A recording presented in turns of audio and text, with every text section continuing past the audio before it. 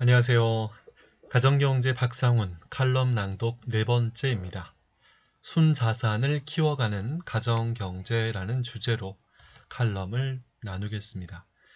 이번 칼럼 듣고 나서 화면을 멈추고 꼭 한번 메모해 보시길 바라고요.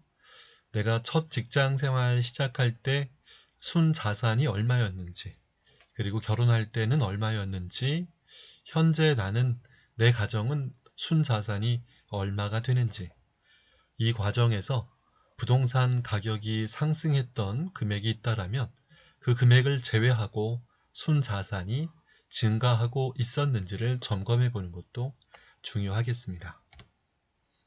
칼럼 마지막에 이 표를 화면을 정지하고 꼭 한번 순자산을 점검해 보시는 가정 되셨으면 좋겠고요. 제가 13년 동안 상담하면서 가정경제에서 순자산을 알고 있는 가정은 10가정에서 2가정 정도밖에는 없었습니다. 그 2가정, 3가정, 4가정, 5가정으로 순자산을 점검하는 가정들이 많아지길 바라겠습니다. 불과 2년 전 이맘때쯤이었죠. 대한민국을 대표하는 세계적 해운회사의 부도와 청산 절차, 대기업 조선사들의 경영난으로 인한 구조조정을 보면서 정말 영원한 것은 없다는 걸 느꼈습니다. 기업에서는 자산은 부채 더하기 자본으로 분류합니다.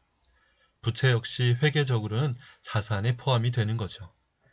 주식과 채권을 발행해서 자금을 조달하는 회사는 경영난으로 법정 관리를 받다가 구제책이 없다면 파산을 하게 됩니다. 주식과 채권은 거의 휴지 조각이 되면서 상법상 청산이 되고 맙니다. 하지만 가정은 그럴 수 없죠. 가정은 혈육이고 생명 공동체이기 때문입니다. 그래서 가정경제는 자산에서 부채를 제외한 순자산을 보는 것이 중요합니다. 부채가 자산이라는 인식을 버려야 합니다. 가정경제 상담을 해보면 실제로 본인 가정의 순자산이 얼마인지 아는 사람이 거의 없습니다. 또한 제법 괜찮은 소득과 투자 이익을 보면서도 그만큼 씀씀이가 커지거나 또 다른 부채로 무리한 투자를 반복하며 외형상 자산은 커지지만 부채도 함께 늘어나면서 정작 순자산은 거의 증가하지 않는 경우가 많습니다. 2019년을 맞이하는 우리가 꼭 한번 해볼 것은 우리 가정의 순자산을 파악하기입니다. 어렵지 않습니다. 넓은 백지에 큰 모양의 T자를 그리고 왼쪽 위에 자산, 오른쪽 위에는 부채라고 적습니다. 그래서 자산에는 첫 번째 부동산 항목을 적고 주택 등 부동산 시세를 적어봅니다.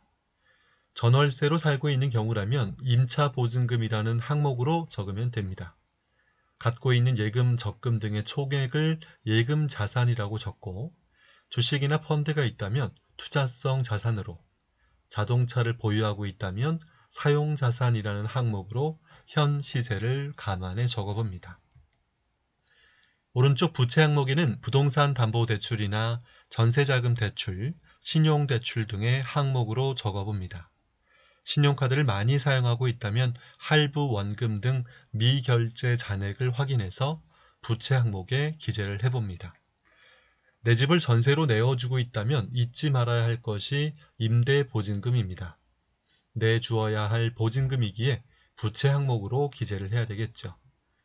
이렇게 양쪽의 자산과 부채를 어느 정도 적었다면 각각의 합계를 맨 아래에 적습니다.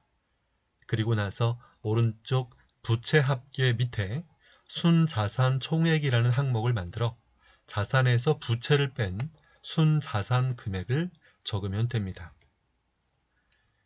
6개월에 한 번씩은 순자산을 파악하는 것이 좋습니다. 매월 저축을 하거나 꾸준히 빚을 갚고 있다면 순자산 금액은 늘어나겠죠. 이렇게 주기적으로 순자산이 증가하는 것을 확인한다면 가계부를 쓰는 것도 더욱 힘을 발휘하고 가정의 재무 목표도 명확해집니다. 가정경제에 활력이 돌기 시작하는 것이죠. 가정경제 상담의 현장에서 제가 자주 하는 말이 있습니다. 아이들과 함께 커가는 가정경제를 이루자.